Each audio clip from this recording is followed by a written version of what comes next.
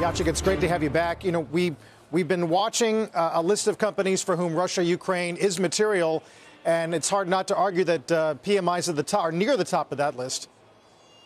We are. I mean, Russia and Ukraine contributes about 8% of our revenues last year, so that's a pretty material and a significant contribution.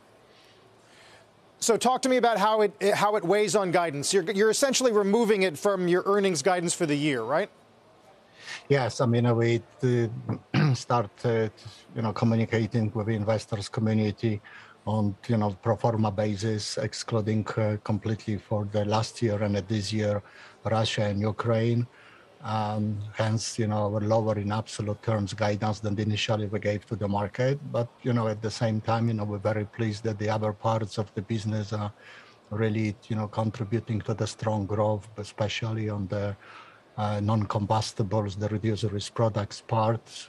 But, it is what it is. Situation in Russia is very complex. Situation in Ukraine is very tragic situation. Our efforts focuses on how much more we can do to help the Ukrainian employees, their families, and the population as such. This is where the focus is today. Right. So if we X out that situation for now, we did mention higher costs, although you were keeping your operating margin target up for the year if you exclude Russia, Ukraine, right? Yes, a bit lower than the initial estimate, but we do estimate that up to the 100 basis points of operating income margin we can expand this year, and this is despite this inflationary and all the supply chain pressures which we have, exacerbated by the Russian and Ukrainian situations. But we also, in parallel, conducting a pretty aggressive productivity gains program, so that helps us to offset these inflationary pressures. Jacek, it's Morgan.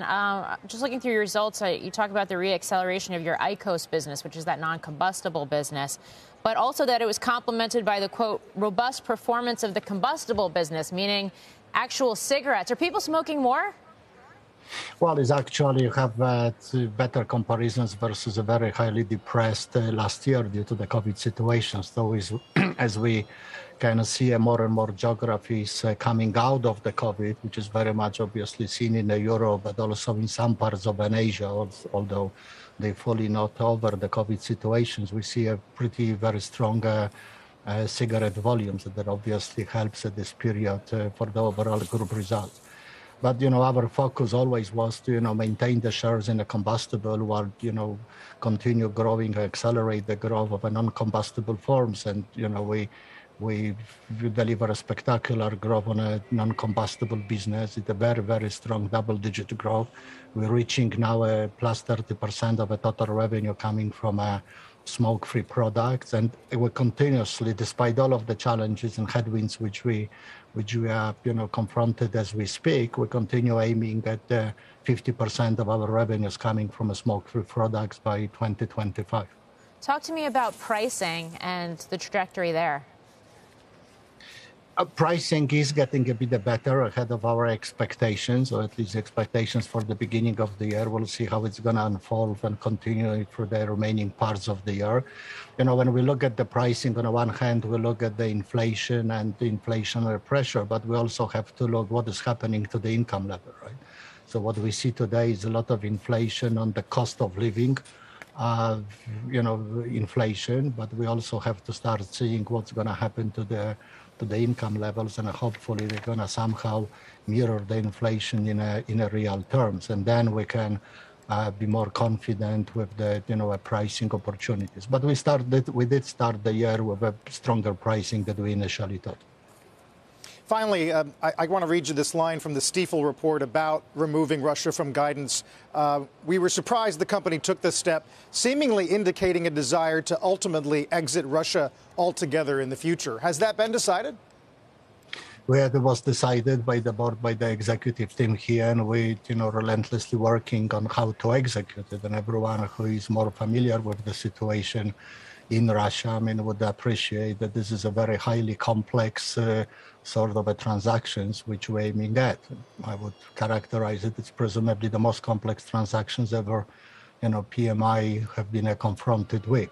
If you want to address all the interest of the shareholders, employees in Russia, and we have to always have this bear in mind that, there are significant consequences if you misplay your exit, plus, variety of other stakeholders and try to reconcile all that interest. This is becoming a very complex situation, but we're determined to exit the market for a variety of the reasons, and is also the continuity from a from a supply chain perspective, but also everything.